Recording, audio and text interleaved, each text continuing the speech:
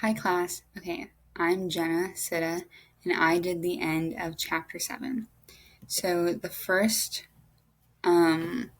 section that I had was culture, body shape, and eating disorders.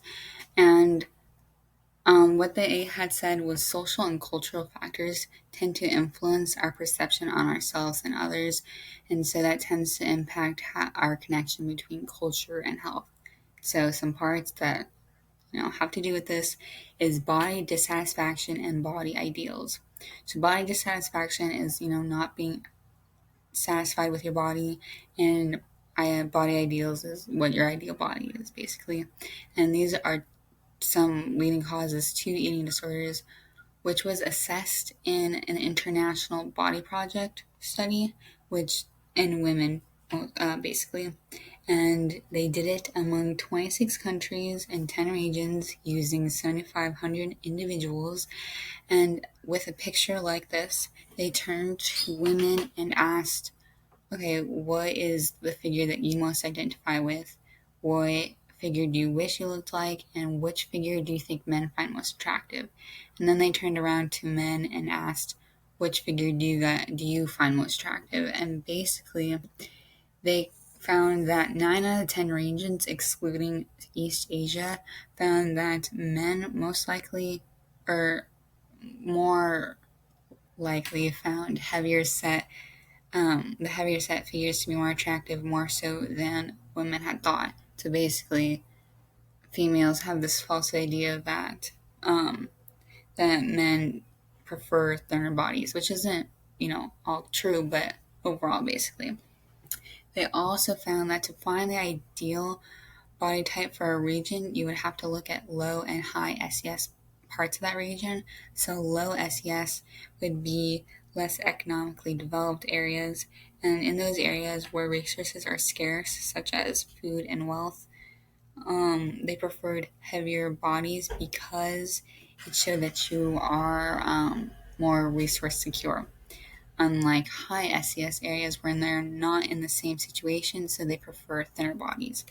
And, you may be wondering, they only did that in women, which is why it's a flaw in the study, because they also have to study in men, which leads to further research needed because to fully understand body dissatisfaction, you would have to do it in men too, obviously, because they deal with it too.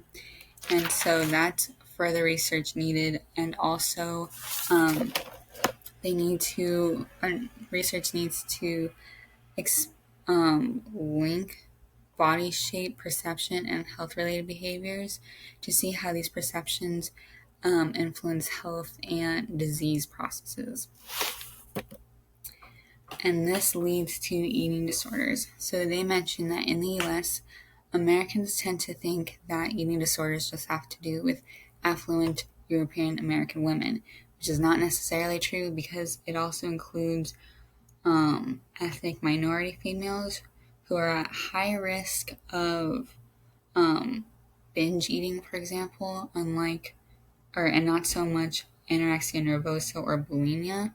So African, Latino, and Asian American women, have different cultures so their body ideals aren't pressuring them to be thin, basically. And so this would lead to research needed to explain why ethnic minority women are at high risk of eating disorders, but it's not pressuring for thinness, if that makes sense.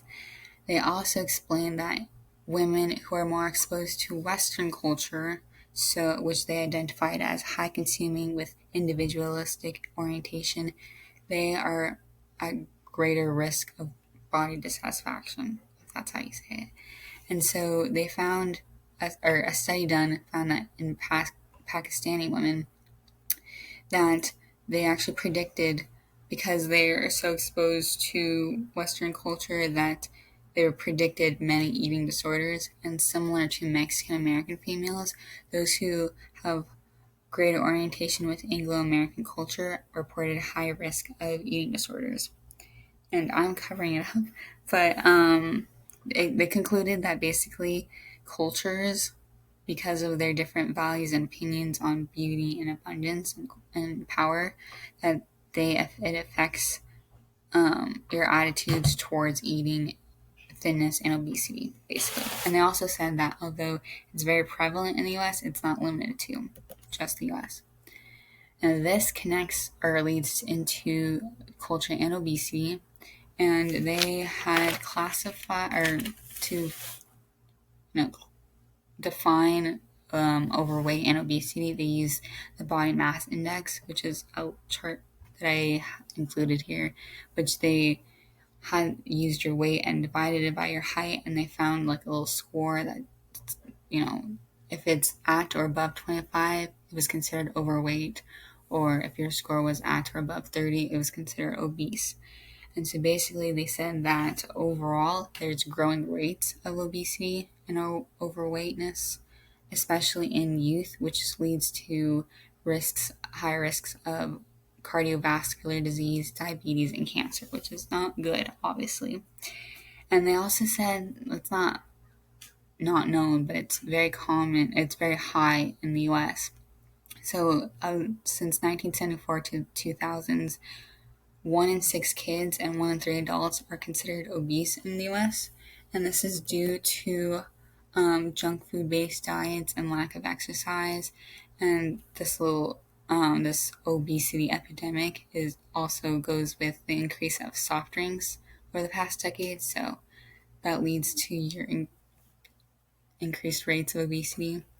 They also found had a study that said that school lunches, because they're so high in calories and low in nutrition, that kids who eat school lunches had a higher risk of obesity compared to students who brought their own lunch, which is very unfair because obviously they're in a situation where they need school lunches, but that leads to obesity, I guess. And then, so this culture and obesity, further research needed in this topic would need to explain what about culture influences attitudes about eating and stereotypes about thinness and obesity, and also what does culture identify or classify as healthy patterns and eating disorder behaviors. So that's it about chapter 7. Thanks, guys. Bye.